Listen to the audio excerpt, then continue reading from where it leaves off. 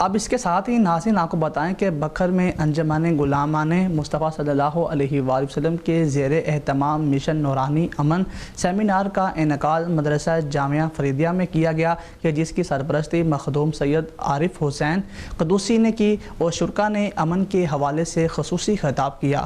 اسی پر مزید بتا رہے ہیں ہمارے نمائندے زبیر خان نیازی۔ زبیر خان بتائیے گا۔ جی بالکل، انجمن غلامان مصطفیٰ کے زیر اہتمام مدرسہ جامعہ فریدیہ میں سالانہ مشن نورانی امن سیمینار کا انعقاد ہوا، جس کی سرپرستی مخدوم سید عارف حسین قدوسی نے کی، جبکہ امن سیمینار میں ممبران امن کور کمیٹی، انجمن تاجران، علماء کرام اور میڈیا نے شرکت کی۔ انہوں نے امن کے حوالے سے خطاب کیا۔ انہوں نے کہا کہ امن ہم سب کی ضرورت ہے، صرف انسان ہی نہیں، ہر جاندار کو امن کی ضرورت ہے۔